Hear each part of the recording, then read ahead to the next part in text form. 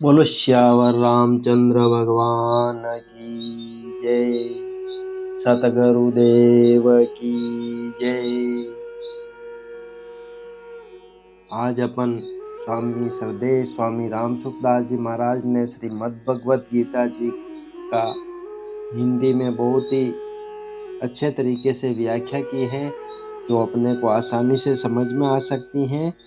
और अगर पूरी साधक संजीवनी कोई पढ़ ले, सुन ले, तो शायद उसके मन के सारे प्रश्न शांत हो सकते हैं, उनका हल अपने आप ही मिल जाएगा। पूरी साधक संजीवनी ध्यान पूर्वक सुनने और पढ़ने के बाद शायद साधक के मन में कोई प्रश्न न रहे, इस प्रकार से स्वामी जी ने समझाया है। तो आज अपन उसका छोटा सा अंश समझने का प्रयास करते हैं। आप ध्यान लगाकर सुने। पांडवों ने 12 वर्ष का वनवास और 1 वर्ष का अज्ञातवास समाप्त होने पर प्रतिज्ञा के अनुसार अपना आधा राज्य मांगा। तब दुर्योधन ने आधा राज्य तो क्या, तीखी सुई की नोक जितनी जमीन भी बिना युद्ध के देनी स्वीकार नहीं की। अतः पांडवों ने माता कुंती की आज्ञा के अनुसार युद्ध करना स्वीकार कर लिया। इस प्रकार पांडवों और कौरवों का युद्ध होना निश्चित हो गया और तदनुसार दोनों ओर से युद्ध की तैयारी होने लगी। महर्षि वेद व्यास जी का धृतराष्ट्र पर बहुत स्नेह था। उस स्नेह के कारण उन्होंने धृतराष्ट्र के पास आकर कहा कि युद्ध होना और उसमें क्षत्रियों का महान संहार होना अवश्यंभावी है, इसे कोई टाल नहीं सकता। यदि तुम युद्ध देखना चाहते हो तो मैं तुम्हें दिव्य दृष्टि दे सकता हूँ, जिससे तुम यहीं बैठे बैठे युद्ध को अच्छी तरह से देख सकते हो। इस पर धृतराष्ट्र ने कहा कि मैं जन्म भर अंधा रहा, अब अपने कुल के संहार को मैं देखना नहीं चाहता, परंतु युद्ध कैसे हो रहा है यह समाचार जरूर सुनना चाहता हूँ। तब व्यास जी ने कहा कि मैं संजय को दिव्य दृष्टि देता हूँ, जिससे यह संपूर्ण युद्ध को, संपूर्ण घटनाओं को, सैनिकों के मन में आई हुई बातों को भी जान लेगा, सुन लेगा, देख लेगा और सब बातें तुम्हें सुना भी देगा। ऐसा कहकर व्यास जी ने संजय को दिव्य दृष्टि प्रदान कर दी। निश्चित समय के अनुसार कुरुक्षेत्र में युद्ध आरंभ हुआ। 10 दिन तक संजय युद्ध स्थल में ही रहे। जब पितामह भीष्म बाणों के द्वारा रथ से गिरा दिए गए, तब संजय ने हस्तिनापुर में, जहां धृतराष्ट्र विराजमान थे, आकर धृतराष्ट्र को यह समाचार सुनाया। इस समाचार को सुनकर धृतराष्ट्र को बड़ा दुख हुआ और वे विलाप करने लगे।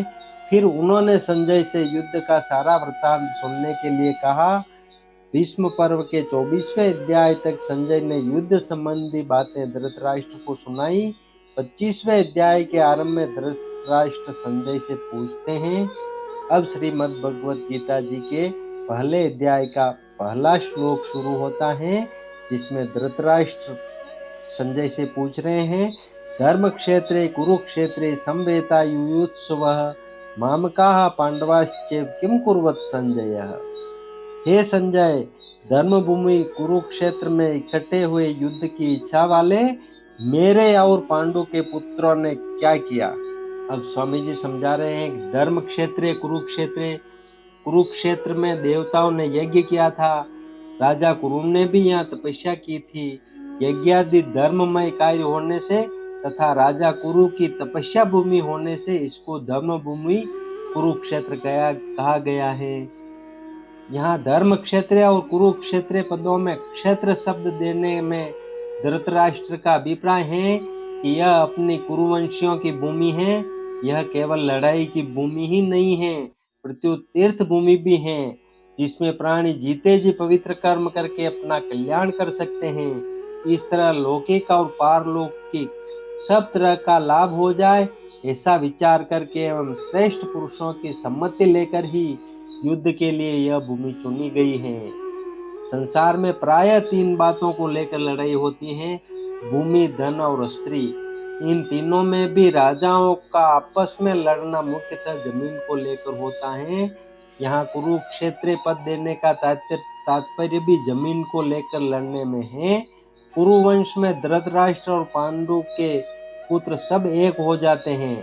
कुरुवंशी होने से दोनों का कुरुक्षेत्र में अर्थात राजा कुरु की जमीन पर समान हक लगता है।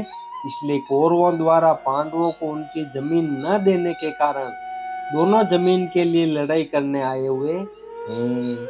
यद्यपि अपनी भूमि होने के कारण दोनों के लिए कुरुक्षेत्र पद देना युक्ति संगत न्याय संगत है, तथापि हमारी सनातन वैदिक संस्कृति ऐसी विलक्षण है कि कोई भी कार्य करना हो तो वह धर्म को सामने रखकर ही होता है।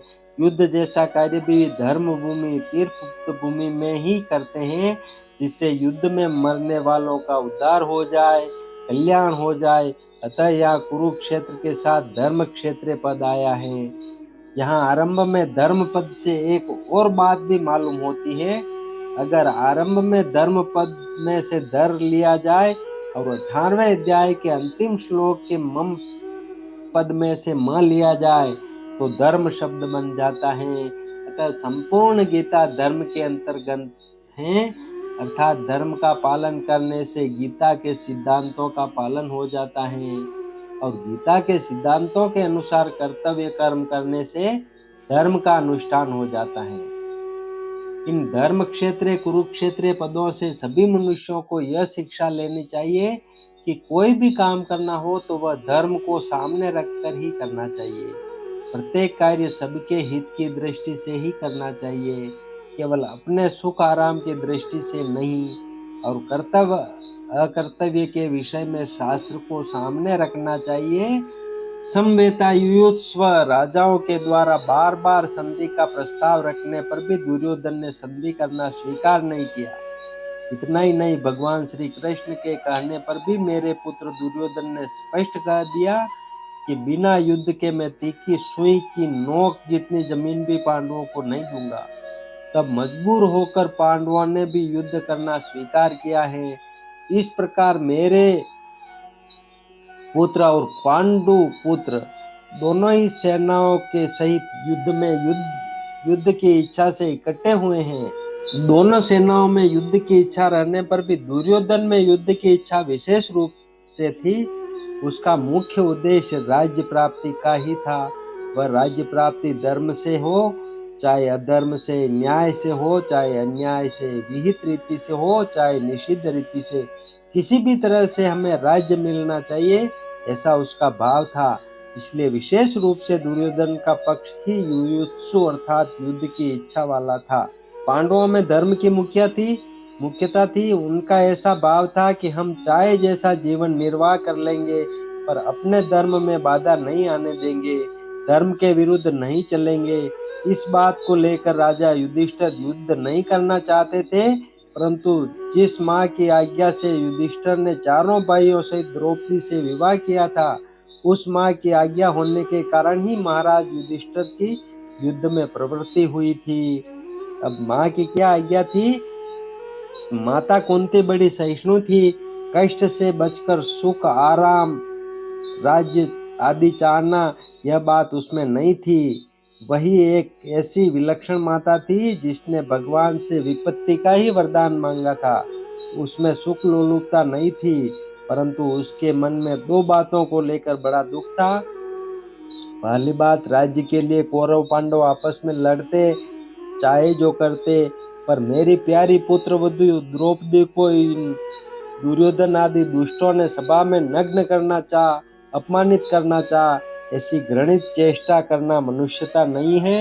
यह बात माता कुंती को बहुत बुरी लगी। दूसरी बात, भगवान श्री कृष्ण पांडवों की ओर से संधि का प्रस्ताव लेकर हस्तिनापुर आए तो दुर्योधन, दुशासन, कर्ण, शकुनी आदि ने भगवान को पकड़कर कैद करना चाहा। इस बात को सुनकर कुंती के मन में यह विचार हुआ कि अब इन दुष्टों को जल्दी ही खत्म करना चाहिए, कारण कि इनके जीते रहने से इनके पाप बढ़ते ही चले जाएंगे, जिससे इनका बहुत नुकसान होगा। इन्हीं दो कारणों से माता कुंती ने पांडवों को युद्ध के लिए आज्ञा दी थी। अर्थात केवल माँ के आज्ञा पालन रूप धर्म से ही युधिष्ठिर युद्ध की इच्छा वाले हुए हैं। तात्पर्य है कि दुर्योधन आदि तो राज्य को लेकर ही युयुत्सु थे, पर पांडव धर्म को लेकर ही युयुत्सु बने थे। मामकाः पांडवाश्चैव, पांडव धृतराष्ट्र को अपने पिता के बड़े भाई होने से पिता के समान समझते थे और उनकी आज्ञा का पालन करते थे। धृतराष्ट्र के द्वारा अनुचित आज्ञा देने पर भी पांडव उचित अनुचित का विचार न करके उनकी आज्ञा का पालन करते थे। अतः यहाँ मामकाह पद के अंतर्गत कौरव और पांडव दोनों आ जाते हैं। फिर भी पांडवा पद अलग देने का तात्पर्य है कि धृतराष्ट्र का अपने पुत्रों में तथा पांडु पुत्रों में समान भाव नहीं था। उनमें पक्षपात था, अपने पुत्र के प्रति मोह था। वे दुर्योधन आदि को तो अपना मानते थे पर पांडवों को अपना नहीं मानते थे। इस कारण उन्होंने अपने पुत्रों के लिए मामका और पांडु पुत्रों के लिए पांडवा पद का प्रयोग किया है, क्योंकि जो भाव भीतर होता है वे ही प्राय वाणी से बाहर निकलते हैं। इस वेदी भाव के कारण ही धृतराष्ट्र को अपने कुल के संहार का दुख भोगना पड़ा। इससे मनुष्य मात्र को यह शिक्षा लेनी चाहिए कि वह अपने घरों में, मूलों में, गांव में, प्रांतों में, देशों में, संप्रदायों में द्वेदी भाव अर्थात ये अपने हैं ये दूसरे हैं ऐसा भाव न रखे। कारण कि द्वेदी भाव से आपस में प्रेम स्नेह नहीं होता, प्रत्युत कलह होती है। यहाँ पांडवा पद के साथ एव पद देने का तात्पर्य है कि पांडव तो बड़े धर्मात्मा हैं, अतः उन्हें युद्ध नहीं करना चाहिए था, किंतु वे भी युद्ध के लिए रणभूमि में आ गए तो वहां आकर उन्होंने क्या किया।